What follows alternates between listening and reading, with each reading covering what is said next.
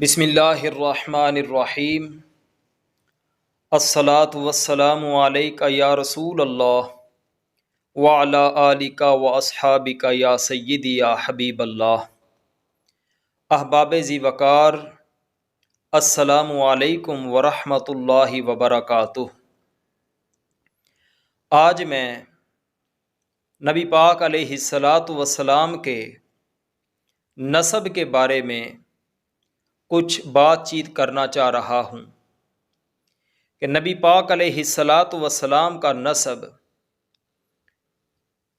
کتنا پاکیزہ ہے، طیب اور طاہر ہے، کیونکہ نبی پاک علیہ الصلاۃ والسلام کا نسب ہے نا، تو اللہ کریم نے آپ کے نسب میں ہر فرد کو چن چن کر منتخب کیا ہے کہ یہ میرے پیارے حبیب کا نسب ہے، یہ میرے پیارے نبی صلی اللہ علیہ وسلم کے آباء و اجداد ہیں۔ تو اس لیے بڑا پاکیزہ اور صاف اور عبادت گزار نسب ہے نبی پاک علیہ الصلاۃ والسلام کا اور آپ کے آباء و اجداد۔ تو نبی پاک علیہ الصلاۃ والسلام کے نسب میں حضرت ابراہیم علیہ الصلاۃ والسلام بھی آتے ہیں، تو پھر حضرت ابراہیم علیہ الصلاۃ والسلام کے والد گرامی بھی آتے ہیں۔ تو کئی لوگوں نے تو یہ سمجھا ہوا ہے کہ حضرت ابراہیم علیہ الصلاۃ والسلام کے والد گرامی مشرک تھے، نعوذ باللہ من ذالک۔ ایسی بات نہیں ہے، کیونکہ قرآن کریم میں قال ابراہیم لوالدیہ آزر نہیں فرمایا، بلکہ لابیہ آزر فرمایا ہے، اور ابی یہ لفظ عام ہے، جس طرح کہ حقیقی باپ پر بولا جاتا ہے اسی طرح ہی چاچا تایا پر بھی بولا جاتا ہے، دادا پر بھی بولا جاتا ہے، استاذ پر بھی بولا جاتا ہے۔ تو اب یہ خاص نہیں ہے، یہ عام ہے، والد خاص ہے۔ حقیقی باپ پر ہی والد بولا جا سکتا ہے، کسی اور پر والد نہیں بولا جا سکتا، لیکن اب یہ عام ہے، کوئی بھی بڑا بزرگ ہو تو اس کو ابی کہہ کے پکار سکتے ہیں۔ تو اس لیے یہ استدلال کرنا غلط ہے کہ قرآن نے فرمایا لابیہ آزر، تو لہٰذا جو آزر تھا وہ حضرت ابراہیم علیہ السلام کا حقیقی باپ ہو گیا، یہ غلط استدلال ہے۔ آئیے میں آپ کو نبی پاک علیہ الصلاۃ والسلام کی احادیث مبارکہ سناتا ہوں۔ امام بہقی نے دلائل النبوہ میں حضرت ابن عباس رضی اللہ تعالی عنہ سے روایت کی ہے۔ حضرت ابن عباس کافروں کے پاس سے گزرے اور سنا کہ کافر اپنے حسب و نسب کا ذکر کر رہے ہیں، تو نبی پاک علیہ الصلاۃ والسلام کو آ کر بتایا، یا نبی اللہ صلی اللہ علیہ وسلم، میں نے کافروں کو دیکھا ہے کہ اپنے حسب و نسب کا ذکر کر رہے تھے، اور آپ کی مثال ایسے کھجور کے درخت کے ساتھ دے رہے تھے جو کوڑے اور کرکٹ والی جگہ پہ لگا ہوا ہو۔ تو اللہ کے نبی علیہ الصلاۃ والسلام نے یہ سنا تو کھڑے ہو گئے اور فرمایا کہ ان اللہ عز وجل یوم خلق الخلق جعلنی فی خیرہم ثم حین فرقہم جعلنی فی خیر الفریقین ثم حین جعل القبائل جعلنی فی خیر قبیلۃ ثم حین جعل البیوت جعلنی فی خیر بیوتہم فانا خیرہم نسبا وخیرہم بیتا۔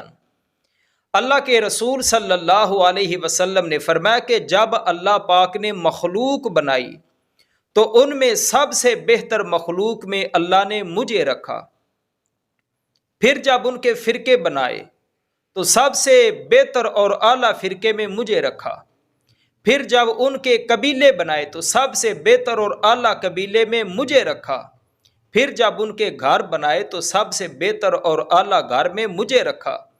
تو میں نسب کے اعتبار سے بھی ان سے بہتر اور اعلیٰ ہوں، اور گھرانے کے اعتبار سے بھی ان سے بہتر اور اعلیٰ ہوں۔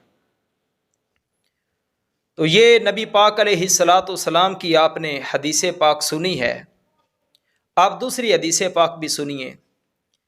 امام بہقی نے دلائل النبوہ کے اندر ایک اور حدیث پاک اسی موضوع کی ذکر کی ہے۔ نبی پاک علیہ الصلاۃ والسلام نے ارشاد فرمایا وَمَفْتَرَقَ النَّاسُ فِرْقَةً إِلَّا جَعَلَنِيَ اللَّهُ فِي خَيْرِهِمَا فَأُخْرِجْتُ مِنْ بَيْنِ أَبَوَيْنِ فَلَمْ يُصِبْنِي شَيْءٌ مِنْ أُهْرِ الْجَاهِلِيَّةِ وَخُرِجْتُ مِنْ نِكَاحٍ وَلَمْ أُخْرَجْ مِنْ سَفَاهٍ مِنْ لَدُنْ آدَمَ حَتَّى انْتَهَيْتُ إِلَى أَبِي وَأُمِّي فَأَنَا خَيْرُكُمْ نَفْسًا وَخَيْرُكُمْ أَبًا۔ اللہ کے رسول صلی اللہ علیہ وسلم نے فرمایا کہ جب بھی لوگ تقسیم ہوئے تو اللہ پاک نے مجھے ان دونوں میں سے جو بہتر گروہ تھا اس میں اللہ کریم نے مجھے رکھا، اور یہاں تک کہ میں اپنے ماں باپ سے پیدا ہوا اور مجھے زمانہ جاہلیت کی بدکاریوں میں سے کوئی بدکاری نہیں پہنچی۔ میں نکاح کے ذریعے پیدا ہوا ہوں، بدکاری کے ذریعے پیدا نہیں ہوا۔ حضرت آدم علیہ الصلاۃ والسلام سے لے کر میرے ماں باپ تک میں نکاح کے ذریعے پیدا ہوا ہوں۔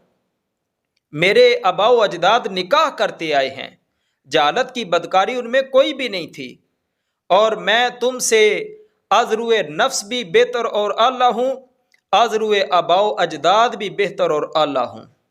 تو یہ نبی پاک علیہ الصلاۃ والسلام کی دو احادیث مبارکہ آپ نے سنی ہیں، تو جس سے یہ پتہ چلا کہ نبی کریم علیہ الصلاۃ والسلام فرما رہے ہیں کہ میرا نسب، میرے آباء و اجداد یہ بہتر ہیں، اعلیٰ ہیں، خیر والے ہیں۔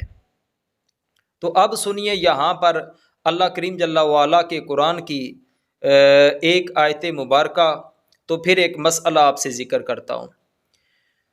اب قرآن سے پوچھتے ہیں کہ قرآن خیر والا کون ہے؟ کیا ایمان والا خیر والا ہے یا پھر مشرک بھی خیر والا ہو سکتا ہے؟ تو اللہ کا قرآن سنیے، قرآن فرماتا ہے وَلَعَبْدٌ مُؤْمِنٌ خَيْرٌ مِّن مُشْرِكٍ، مومن اگرچہ غلام بھی ہو کافر سے بہتر ہے، کافر سے اعلیٰ ہے، کافر سے خیر والا ہے۔ کافر غلام سے تو اعلیٰ ہی ہے، لیکن کافر آزاد سے بھی اعلیٰ اور بہتر ہے۔ تو قرآن میں بھی لفظ خیر اور حدیث میں بھی لفظ خیر۔ تو قرآن یہ بتا رہا ہے کہ مومن ہو بے شک غلام ہی ہو وہ خیر والا ہے۔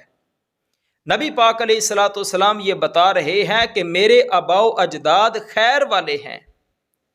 تو اس سے قرآن و حدیث کی روشنی میں، تو قرآن و حدیث کے نتیجے سے یہ مسئلہ ہمارے سامنے آیا کہ نبی پاک علیہ الصلاۃ والسلام کے آباء و اجداد یہ ایمان والے تھے، کفر کرنے والے نہیں تھے، شرک کرنے والے نہیں تھے، یہاں تک کہ حضرت ابراہیم علیہ السلام کے والد گرامی بھی زمانہ جاہلیت کی بدکاریوں سے دور تھے، کفر و شرک سے پاک تھے، اللہ کی توحید والے تھے، اللہ کی عبادت کرنے والے تھے۔